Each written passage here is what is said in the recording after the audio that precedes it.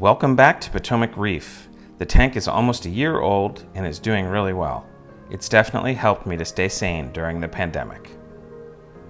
I've continued to add fish, such as red bar anthias, purple square anthias, my blue spotted jawfish, and a blue-throated trigger, and have continued to add corals. I've been keeping phosphate levels above 0.03 parts per million, and have been keeping my nitrate levels about 10 times that, and with those levels have almost completely eradicated unwanted algae. I've been following the Reef Moonshiners program to individually control my trace elements, and have been using my Deltec calcium reactor to maintain calcium and alkalinity.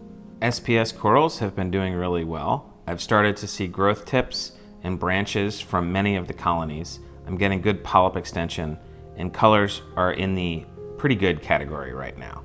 I'm still hoping for some brighter, more vibrant colors as time goes on.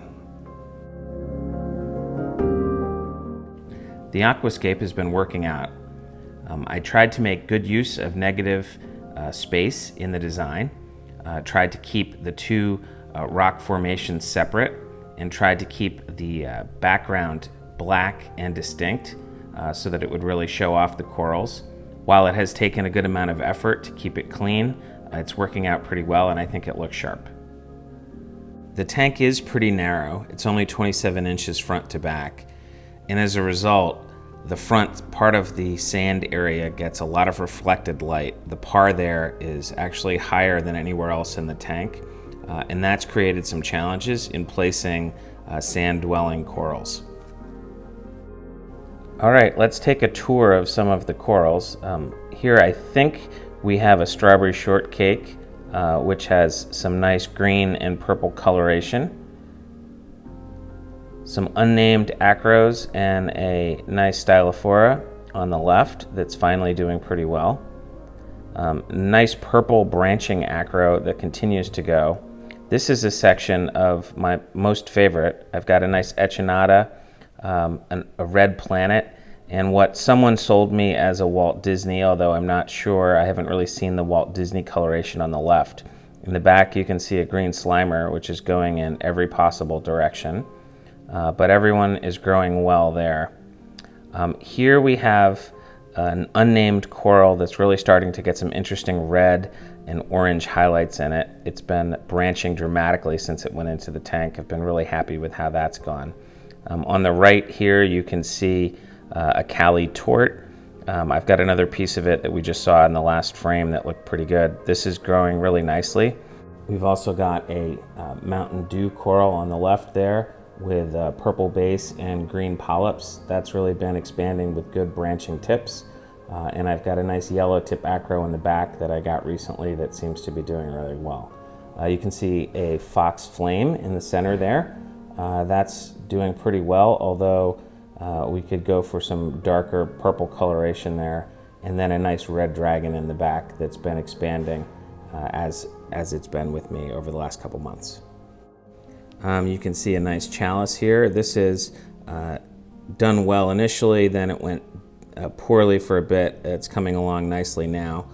You can see some mushrooms down on the bottom that are looking good. The orange Recordia is doing really well, and that's created a couple extra polyps that I've moved around, looking like those will start to go out into the economy. Here's my jawfish making an appearance.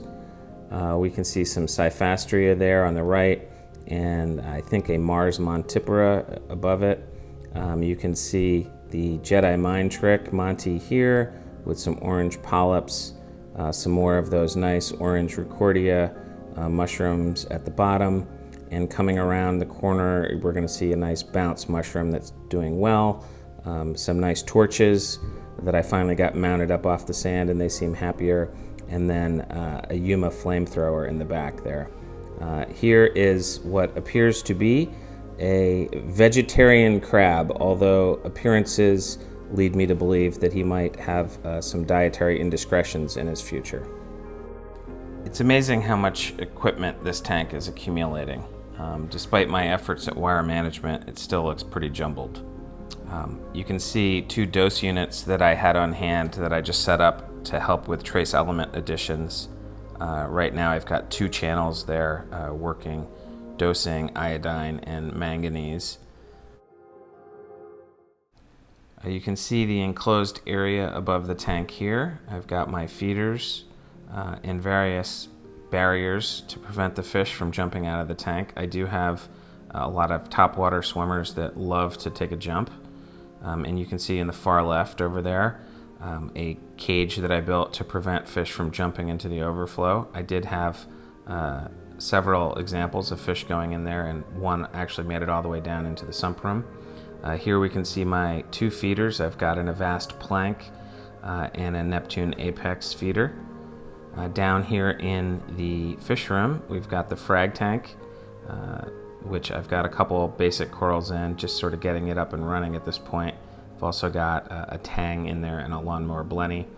Here we have the trusty filter roller, which has been working really well for me. Very happy with that. And in the far left, you can see my new calc stirrer that I just plumbed into the system, and that's helping to keep my pH up. No trouble with alkalinity, but the pH has been pretty depressed, so that's hopefully going to help things. And then up above, we've got the trusty refugium, where I've got sea lettuce growing, and that's doing pretty well. To close out this update, I thought I'd give you a shot of feeding the fish. I feed with 4 cubes of frozen once a day, plus the supplemental feeders.